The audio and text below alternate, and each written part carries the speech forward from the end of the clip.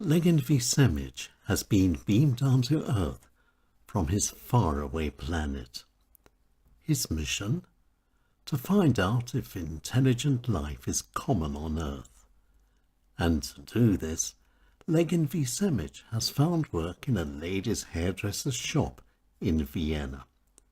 And every morning, Legin V SEMAJ rides the 49 tram. And at the end of each week, Legin V SEMAJ beams a report up to his planet. Stardate 0991-215, report number 4. It happened last week. I was just about to get off the 49 tram when my mobile rang. I put down my flask and answered the phone.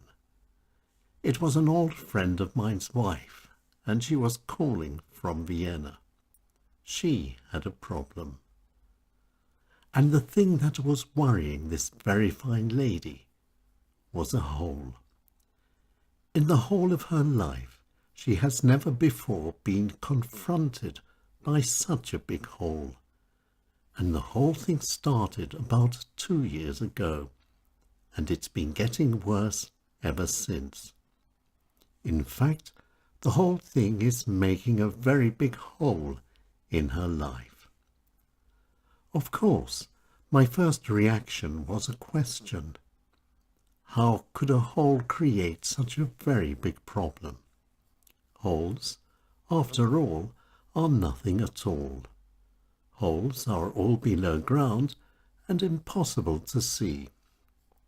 And when you fall in a hole, you feel nothing of the hole itself, only the ground at the bottom, which is, in fact, not the hole any more, but the surface of the earth, which is deeper than that at the top of the hole, where the whole thing used to be before the digging began. All very simple. My friend's wife then put me right. The hole which is ruining the whole of her life is, and unusually so, on ground level. And it doesn't go down because it goes up. And because she can't see where it ends, unlike a hole in the ground, she can't say how high it goes up to.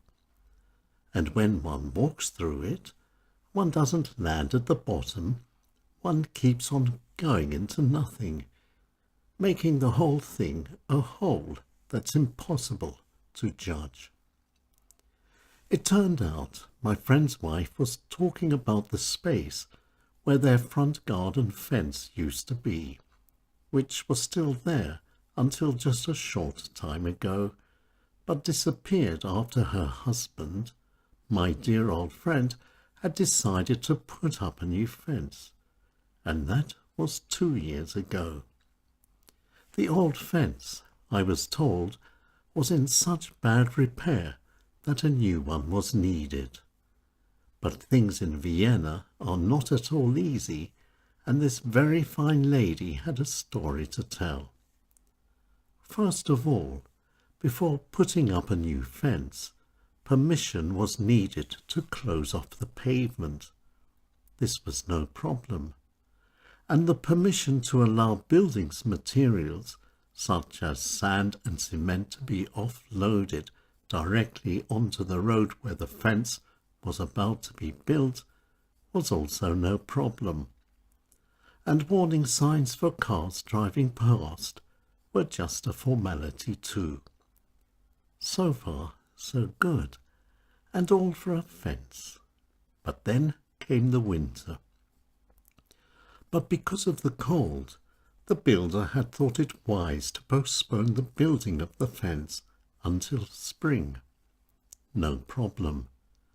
But 6 months later, and wanting to begin, it was discovered that the permission allowing for the closing of the pavement had expired, and that the new permission wouldn't be valid before the permission to offload materials onto the road had expired as well, meaning the signs which were needed last year would also be of no use because signs, anyway, are only valid between the originally agreed upon dates, which, by now, were all very much out of date. And so, the whole thing started again, and the old fence was demolished to make way for the soon-to-be-built new one. And things were going okay. And that was just 1 year ago. But then came the builder's holiday, and after that came the autumn, and after that, because the permission for the warning signs needed renewing, the materials weren't delivered before the permission for the closing off of the pavement had expired once again.